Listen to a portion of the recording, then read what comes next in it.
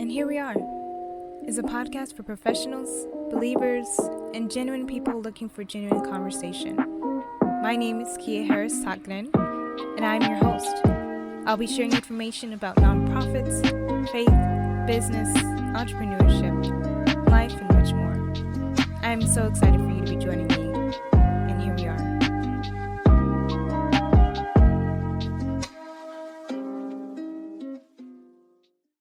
So we all want to be accepted, whether this is by our peers, by those who are in authority and positions of leadership, and especially if we're leaders ourselves, we want to be respected.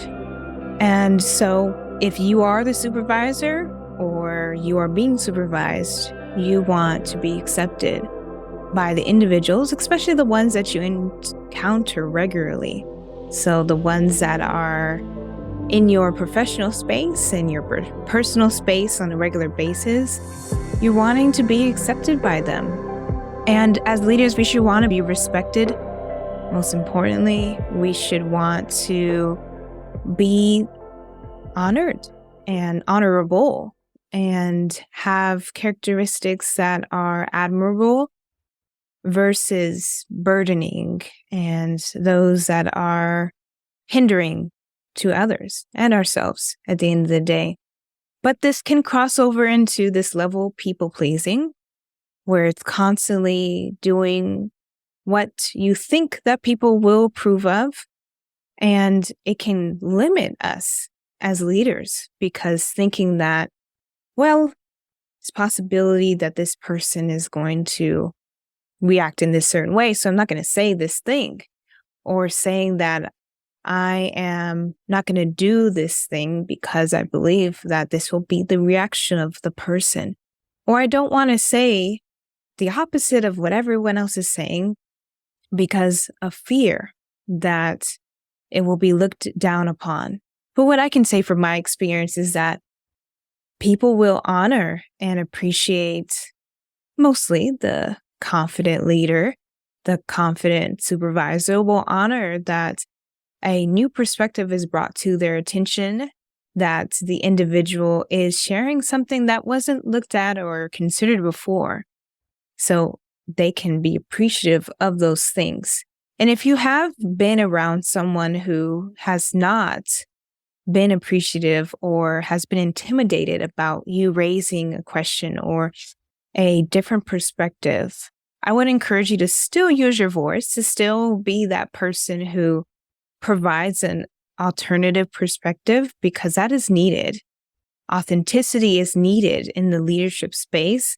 And I don't want you to be discouraged from being authentic because someone didn't understand it or have the ability to receive it. They weren't in the mind space to receive something new, to receive that there is another leader on their team and it's okay for you to lead, to both lead in the same space.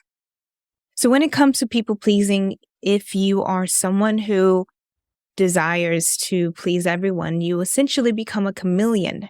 And we can understand what a chameleon is, where it is on this reptile, is on certain items, and in different environments, they will change their color in order to fit their environment. And so if we consider for chameleon-like leaders, we are changing ourselves to fit the environments that we're in and being like that of the reptile. So do you want to be a chameleon-like leader that constantly changes and flows with everything, or someone who is structured and has their characteristics set in place, not in stone, but having the ability to instead say that firmly and respectfully, this is the way in which we're going to go. And I'd like to partner with you in this way in which we're going to go. Or I've made this decision based on these factors, and I hope we can move forward with this decision as a team. I hope we can move forward with this decision as a friend. And you want to make sure that there's an understanding that's there. So we shouldn't be the leaders that are chameleons and easily transform and move and sway with the environment or the people. in that environment, we should not be diminishing ourselves because of it either. So we should not be chameleons based on the needs, the desires, and the demands of others. So there are always going to be needs of others, but it's not that we should always meet those needs. Being a nonprofit leader, we have had a lot of individuals who have expressed their needs.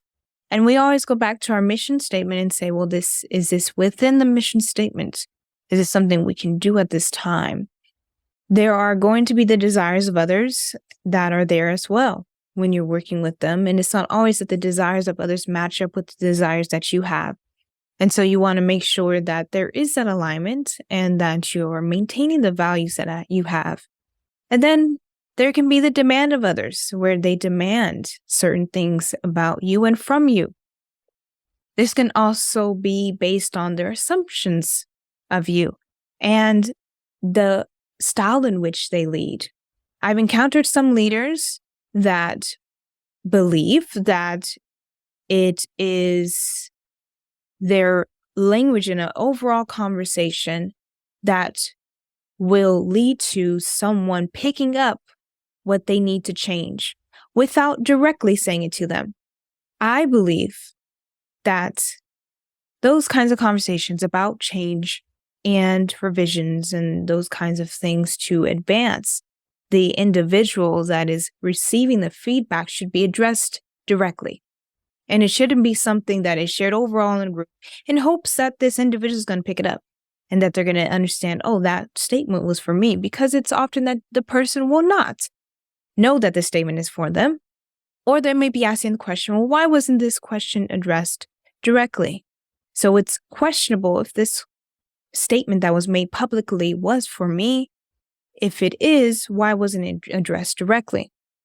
It's also important as a leader to make sure you're not indirectly bringing others down, especially in public settings where you are sharing information about what happened with so-and-so. You're not sharing their name, but you're sharing the situation. And if they're in the room, that is disrespectful. I believe as a leader, it's important to not publicly bash individuals or demean individuals, even if they're not in this space. Bringing up an example of what someone did, and those roots can be from bitterness. You're bringing up the situation that happened in the past and sharing it as an example for others. And there's ways to share an example of how you were dealing with someone or interacting and engaging with someone and how the outcome is the way it is because of something you did. But we don't have to bash those individuals. We don't have to let that bitterness come out of our hearts or unforgiveness. And it's on public display because we didn't take a look in the mirror and say, I need to resolve this. So it doesn't start to be portrayed in everything that I do as a leader. And now people are seeing those roots of bitterness and unforgiveness that I have not settled with.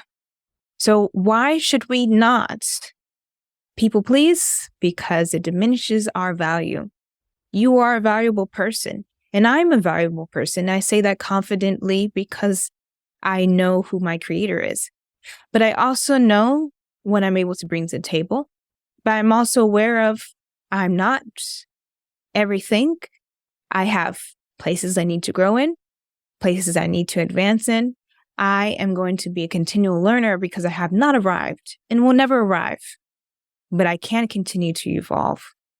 We want to be consistent as a leader. So if you are people pleasing and constantly swaying here and there while individuals are saying, well, I need you to do this. Well, I have this idea. Well, I want this done and I have this demand. Then you're constantly swaying and you become a leader that's not consistent in their decisions, not consistent in their leadership style and their actions. So let's consider the consistency aspect of it as well. People pleasing also leads to a lack of structure, which goes with that consistency. If you are constantly being swayed, then there's no structure to the team, no structure to the organization. And I'm not talking always about the seat of a CEO, I'm also talking about the teams you may have when you are in a professional space as well.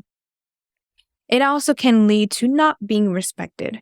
If someone on your team constantly says that you can easily be swayed, and unfortunately, they may have this position of wanting to sway you easily, wanting to manipulate you, then you would be that individual that they would eventually not respect because they know they can get their way.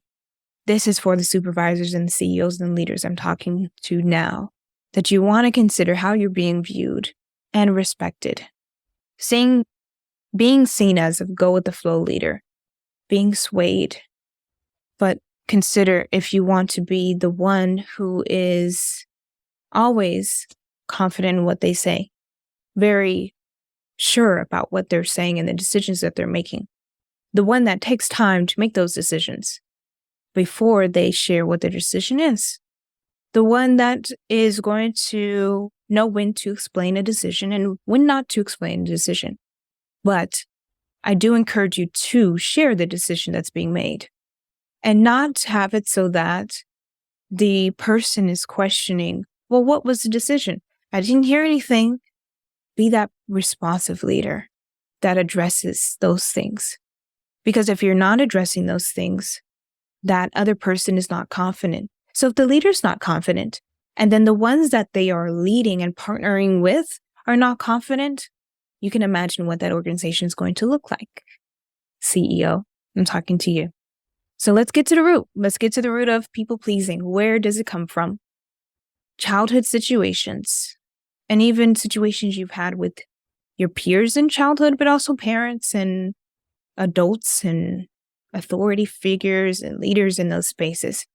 The roots of a lot of what we experience today, if it's not conquered and cut, is related to the childhood experiences we've had.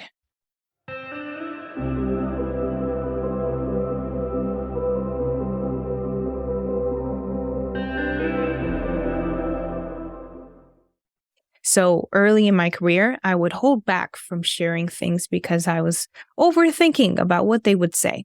So I wouldn't share things. And I started to notice how it impacted my work situations, my work environment. So because I chose not to speak up in certain situations, individuals, some would start to put their foot inch in the door. Well, the door is open. Kia is someone who is going to say yes.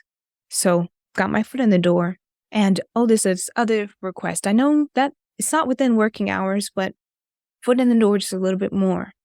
I know she's going to say yes, so let me do this. It's unfortunate that some leaders are not going to be considerate of certain things. I have learned in working in the corporate space that it's not always taking consideration of someone's time and honoring their time and honoring and respecting that. So let's be different than that. Let's not get bitter over the things that have happened to us. Let's instead be leaders that can be honorable leaders. Let's be leaders that do things differently than what has been done to us. So then I began to speak up more. And sometimes it meant that I was saying the opposite of what others were saying. And it wasn't because I was trying to do it intentionally. It was because I wanted to share a different viewpoint. And that wasn't always accepted. It was not always accepted. And I, at that time, didn't understand. But then I began to understand that it's still important for me to say what I have on my mind. It's okay if it's not accepted. But if I find that it's on various occasions that it's not accepted, that there's no ears to hear what I'm trying to say, no openness to hearing what I'm trying to say, then I will determine what my next step is. Because we are valuable leaders, are we not? And so I know my value, and I will make sure that I am being valued in the space. And if I find that I'm not being valued in the space, I will determine and spend some time reflecting to determine if I'm going to be in that environment still. So we must see ourselves as valuable, because you are indeed a valuable leader. So there are outcomes of people pleasing that we don't want to get to. Overthinking, what is this person going to say? If I post this on social media, what's going to happen? If I say this thing, is this going to hinder my relationship in this workplace? If I say this as a leader, if I say no as a leader, am I going to look like? This overthinking is getting in your way. It is. It's getting in your way. Overthinking can hinder you. There should be a time limit on the things you dwell on in your mind. There should be time limits. And if there are no time limits, then you can imagine it goes from month to month, year to year, because you did not set an expiration date on that. It can lead to insecurity. So I don't know if I should say this thing because of X, Y, and Z. I don't know if I should do this. Overthinking leads to insecurity. And we're not going to be insecure leaders. We're going to be valuable leaders. We're going to be leaders that are honorable and leaders of integrity. Can lead to your value being diminished. We talked about those examples of your value being diminished if you're constantly swaying. Okay, all right. Yes, we can do that. Okay. And loss of true identity. Let's star that here. Because if you're losing your true identity, then you are easily swayed. You become a chameleon. You become someone who is ever changing based on the environments they're in or the people they're around. So it's not true authenticity because constantly changing. So in order to not lose your true identity, you have to know what your true identity is. You have to know what it is about you. What are your values? What are the things you don't tolerate? What are the things that you need to work on as an individual? What are the things that are signature things about your identity that people resonate with, that are the core of who you are? You may ask individuals that are close to you about these qualities. I remember years ago, there was someone online, I believe a leader online that I was watching, and he said that he began to ask individuals about his top qualities. And they began to share, and he was looking for commonalities, and he was also looking for things that he could share with his upcoming team, but also use it to reflect on himself. And so people would begin to send him things, and we would find the commonalities, common things within those areas. So you may consider asking this to individuals that are close to you that have unbiased opinions, that have the ability to really understand you, because people can be in your midst for years and still not understand you, but you know who your core people are, that you can be presented to them. You can present a question like this to them and they can answer truthfully. They can answer truthfully and share, well, these are the top qualities that you have. These are the top areas that I feel when I'm around you. This can be another question. What is something that you feel when you're around me? So how do we resolve this people pleasing? Let it go. And this has to be intentional. Letting go your people pleasing. Knowing when the triggers are of people pleasing are. So my trigger of people pleasing used to be in team settings where I would say something and then overthink about how they interpreted it. And yes, that can be misinterpreted. And so I will follow up and provide clarity. But to the point where you're constantly thinking about what the other person is thinking about, using the weekend to think about these things when it happened on a Wednesday, needs an expiration date for your reflection time. Determine who we truly are as leaders. This is important as well. If you determine who you are as a leader, then you don't easily sway, and who we want to become. So I have not arrived. I cannot say that I'm not going to learn about leadership anymore. I'm not going to learn about business and nonprofits anymore. I have not arrived. And so this is the journey into who I will become as a woman, as a leader, as a CEO. And your journey, whatever titles you have, positions you have, it's your journey. Consider our values and self-respect is another way in which we can make sure we resolve it. Know what your values are. Self-respect says that individuals should be taking consideration things about you and respecting you and being intentional about respecting you. saying yes when you want to say yes and no when you want to say no. It's okay to say no when you truly don't want to do something. Because consider the result of you saying yes in a situation you wanted to say no, and you get in the situation that you said yes to, and now you have bitterness and regret, and you're wondering why you even decided to say yes in the first place. Don't set yourself up in those situations. Say no if you want to say no. It's okay to say no. I've said no multiple times as a leader, and I've explained why, and in some situations, not elaborated on why. It's just to know. But I like to share a bit about why it's no for that individual to get clarity, to be upfront about things. And then finally, note the triggers. Note the triggers of your people pleasing so you can notice when it's coming up, when you're in that setting and you're finding that people pleasing is just rising up. How can you make sure that you determine those triggers? Some of the triggers may be before a meeting. You're thinking about, okay, well, I know what the agenda is, thinking constantly about the topics and how to say it and which way to say it, and then thinking about, well, how they interpret if I say this and all that. Say the thing. Say it respectfully and professionally, but say the thing. Make sure your voice is heard. Because it is often that some may see those who do not speak up as those who are not of value, as those who are not interested, as those who do not have value to add to the space. I can tell you from experience that early 20s, I was seen as this, where I didn't ask a lot of questions, where I was very quiet, and realizing, looking back, that individuals didn't see me as I truly am because I didn't speak up as I should have. So we've had a lot of episodes on what's the real issue. Tell me about a topic you'd like me to discuss in regards to this series or any other series that we have on here and the topics that we have. As a reminder, we have topics that are categorized. So L for leadership, N for nonprofit. And so you can explore those topics.